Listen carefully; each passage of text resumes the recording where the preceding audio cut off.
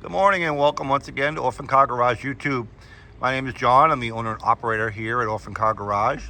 Today is November 1st, 2022 in Abington, Massachusetts, which is where we are located, and that's about 30 minutes south of Boston. So you've probably already figured out by the name on the hood ornament there that we've got for you today a Studebaker. And a Studebaker is, by textbook definition, a true orphan car. An orphan car, by textbook, is a car that was produced by a manufacturer that's no longer in business. And certainly the car here in front of us by Studebaker qualifies for that. Although, even though our name is Orphan Car Garage, and we truly do love true orphan cars, to me, any special interest, cool vintage car that needs a new home could be considered an orphan. So we don't stick to just textbook orphan cars here at Orphan Car Garage, but when they do come through our doors, and we do adore them, we embrace them, as we did with this car. So this obviously is a Studebaker, and it's a Studebaker from 1962. This is a Studebaker Gran Turismo Hawk, or commonly referred to as a GT Hawk.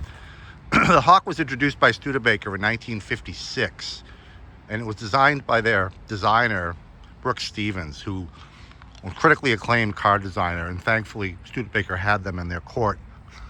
Studebaker, like many of the other independent car manufacturers in the day, didn't have a lot of money to design a brand new car from the ground up every so many years. So they did what they could with what they had, and designers like Brooks Stevens really could do some wonders.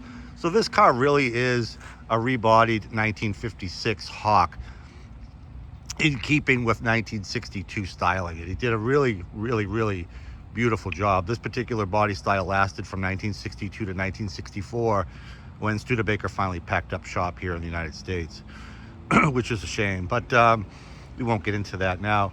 So this particular car, if you've studied it much here since we started showing it on video, looks a little different. And if you're thinking it's a little different, you're thinking right. This car was modified by its owner in the mid-1980s out in California. This car was shortened about 18 inches actually, and you would swear that it was a factory job. This car came from the factory. The GT Hawks were a 4-passenger luxury coupe in trying to compete with, say, the likes of the Ford Thunderbird, the Pontiac Grand Prix. So this car originally would have been come out of the factory as a 4-passenger vehicle, and there would have been a little quarter window there behind the driver's window. This car has been shortened and turned into a 2-seater. You'd swear that Studebaker did this themselves. Absolutely beautiful lines on this car. First off, you'll notice that the quarter panels are not correct for 1964.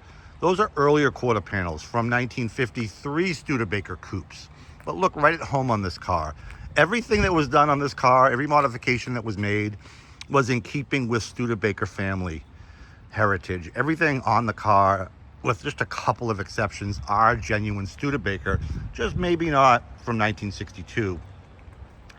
The owner tells us this car is here on consignment, by the way, by a local Studebaker collector and aficionado who owned the car for many years. He tells us that trunk lid is from a 1964 Hawk.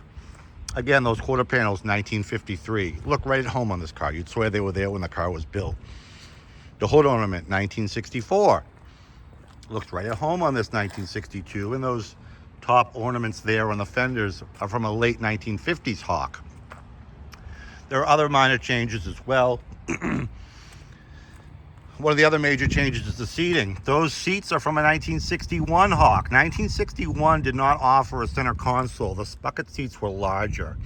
This car is equipped with the 1961 larger, wider bucket seats. And as you can see, they're in amazing condition. This car has been kept and preserved amazingly well over the years since its modification and restoration in the mid-1980s. Always owned by collectors and shown, has won many awards, is driven regularly by its current owner here in Massachusetts, and he himself won a national first place award with this car when the Studebaker National Convention was here in Rhode Island just a few years ago. This car took a first place trophy with the Studebaker National Convention, so that's pretty astute. Car is equipped with a factory 289 V8. No, that's not a Ford 289. It's a Studebaker 289, and on top of that engine is a 4-barrel carburetor. also Studebaker issued. This car has got a 3-speed manual floor shifted transmission with overdrive. And you've probably noticed too by now that the car is equipped with a factory air conditioner. That air conditioner operates, but only operates when it's juiced up with refrigerant. There is a leak somewhere in the system. The refrigerant pressure does not hold in the system, but does hold long enough that you could probably get most of the summer out of it. But just so you know, there will need some attention. There's got to be a slow leak. It doesn't just need a charge. I love those ads when we read them that says AC needs a charge. If they need a charge, there's a leak somewhere. And this car needs a charge. So there's probably a leak. But that is a factory Studebaker under dash. It looks very rudimentary, but that's a factory installed air conditioner from Studebaker. Also, those full instrumentation that you see over there is correct for the Gran Turismo Hawk. Radio, obviously to be adjusted by the passenger, because when you're driving a GT Hawk, you want to focus on driving, because this is a driver's car. Beautiful interior, again, beautiful carpeting. The rear package area where the back seat would have been is nicely carpeted. Beautiful headliner. Just a all-around well-sorted vehicle. The original door panels are in beautiful condition. This car really, other than that air conditioning issue, which doesn't hinder the way the car drives or runs, doesn't need a thing. I'll get in the driver's side and show you the gauges.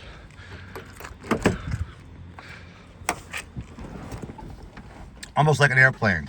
Odometer reads 78,555 miles, and the owner tells us that that's original, that has not spun around. So that's original mileage, 78,555. One other note, that the original factory tachometer does not operate, but every other gauge operates to spec. Just a beautiful, beautiful vehicle to just get in and drive. Studebaker purists will scratch their head. You could probably tell them that it's a factory prototype and they'd believe you. Just absolutely impeccably done. Beautiful, beautiful car. I will be the first to admit that I am a huge fan of factory stock original. I generally do not like any modifications, and I'm usually not a fan of modified cars. But in this case, I make an absolute exception. This car you could fool me with by telling me that it was a factory prototype. I would believe you in a second. Just so well done.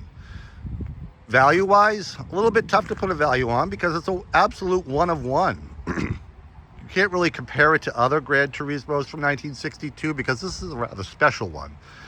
Granted, it appeals to a smaller group of people that probably appreciate its modifications, such as we do here and its previous owners. So a little bit of a smaller market than maybe a standard restored 1962 Gran Turismo, but we've taken all that into consideration and we've priced this car at a very reasonable $18,900.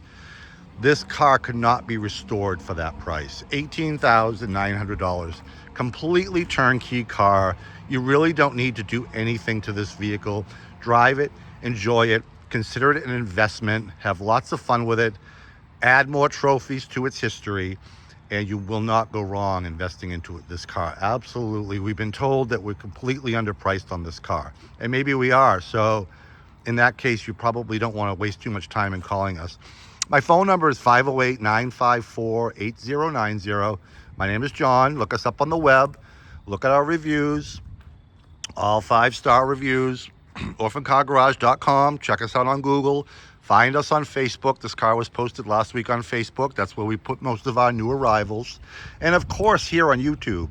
Like us on YouTube and hit that subscribe button down below. You'll appreciate it as much as we will. We are always posting cool, interesting, and affordable classic cars like this one here in front of us. So that's about it for today.